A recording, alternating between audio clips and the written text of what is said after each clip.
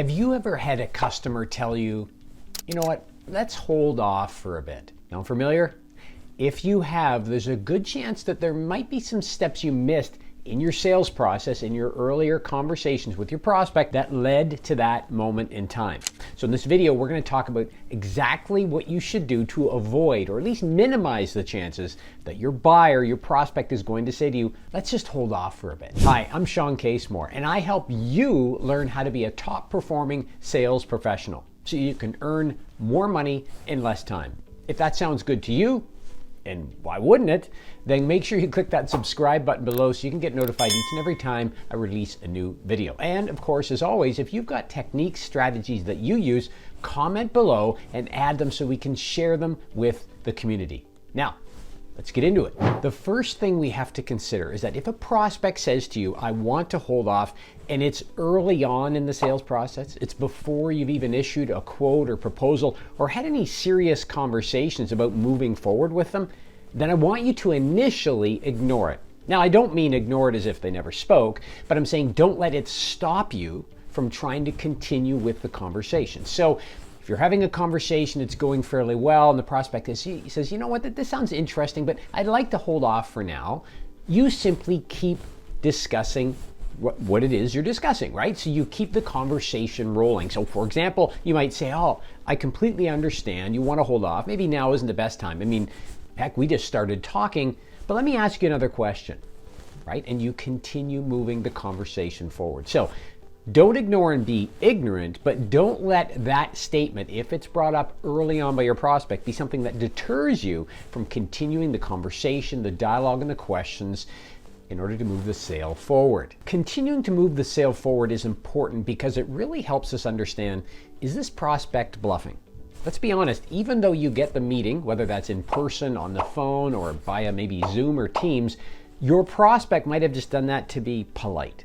And maybe once you get the conversation started, they're thinking, you know what, I've got better things to do. I've got a meeting to prepare for. I've got to get a cup of coffee. Jeepers, I haven't got up from my desk in a while, right? So your client or customer, soon to be, might be actually bluffing when they say, let's hold off. It may be an excuse to get off the call, get out of the meeting, and get you to leave. So that is why, again, we want to have that mindset going in that I'm here to add value.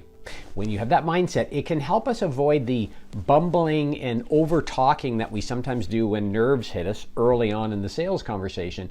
It forces us to slow the conversation down. So what I want you to consider is that in preparation for any conversation you have with a prospect, that you need to take this slowly. Shake out the nerves, do whatever you have to do, and you're going to find that that mindset that you go in with is going to help you slow down, have deeper conversations, and as a result, you're going to find you're going to have less objections. Specifically, you know, this sounds good, but let's hold off for a bit, which is exactly what we're trying to avoid. If you've done these steps, taken the steps we've talked about, and the prospect still says, you know, this sounds good, let's hold off.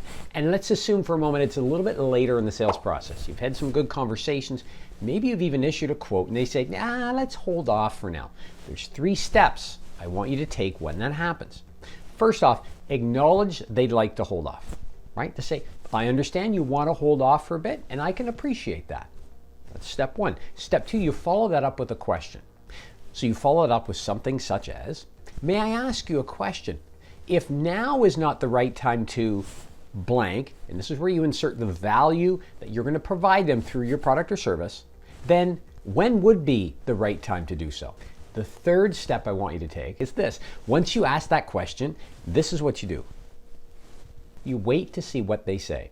You see, what tends to happen in the work I do with sales teams is when they get an objection, again, it's not uncommon to get a little bit nervous and to think, oh gosh, this is over. I tried, it's not working. I guess I'll move on. I don't want to offend them or upset them by continuing the conversation. But again, as I mentioned earlier, that's the wrong mindset. So when you acknowledge first that they've shared this objection with you, that they want to hold off, okay, I completely understand. I can appreciate that. But let me ask you a question. When would be the right time to achieve blank? This is where you insert the value your product or service is going to provide. And then you say nothing. Say absolutely nothing. And sit, and without being overly intense, just glance at your prospect and wait for them to respond. Here's the mindset. If you find that makes you nervous, and again, that's not uncommon, I want you to think this. The first person to step into the silence loses, and you do not want to be the one that loses. Another thing you can do is just count slowly in your head. 1 1,000, 2 1,000. You're going to find by 3 1,000, if you count in that manner, your prospect is going to say something, and what they say is going to allow you to identify what you do next. That next step is critical based on their response. So if they say to you something that seems very realistic, for example, and this is very common, I don't have any budget left right now. Okay, the obvious follow-up question from you then is, when would you expect to have that budget available? See, this allows you to make a plan with your prospect relative to the next steps. You're continuing the conversation.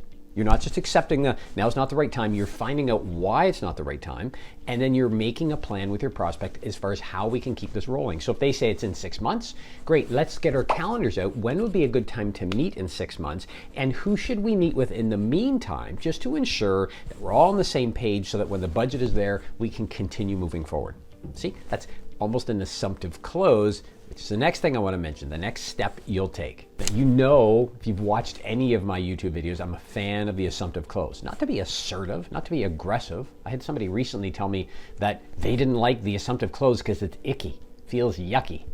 That's because you're doing it wrong. The assumptive close is simply a test to figure out where we're at in the sales process, and what better time than to ask right now. So again, assuming you get a reasonable response from your prospect that is, hey, don't have budget right now, you say, when do you expect to have the budget? They tell you, you make a plan for that next meeting, right, which will be just around, probably just pre-budget time would make the most sense, and then you assume the close.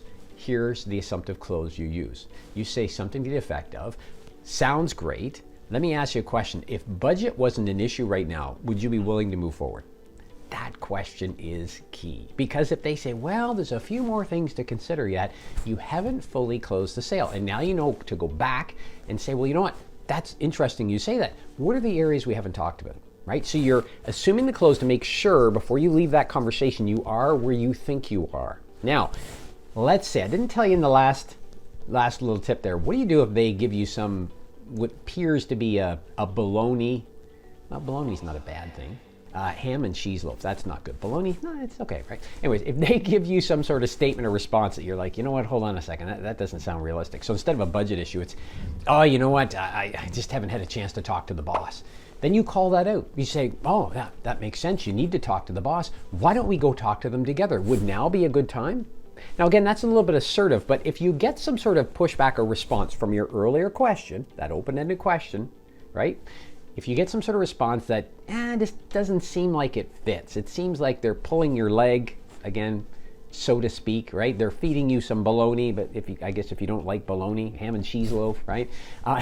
No offense to those that like ham and cheese loaf, by the way. So if they're doing this to you, you want to call that out. Again, being very polite, very open. You're not being overly assertive, a very calm tone here. We're not getting up on top of the desk, but I want you to consider that we got to call those statements out that don't seem realistic. So, yeah, I haven't talked to my boss yet. Oh, interesting. Well, that makes sense. We should do that. When's a good time to do that? Would your boss be available now, or should we come back maybe next Tuesday morning? So a little bit assertive, but if you get a baloney answer, pardon the phrase, then what I want you to do is call it out. Because again, objections are sometimes a sign that your buyer just wants to get rid of you, your prospect wants to get rid of you.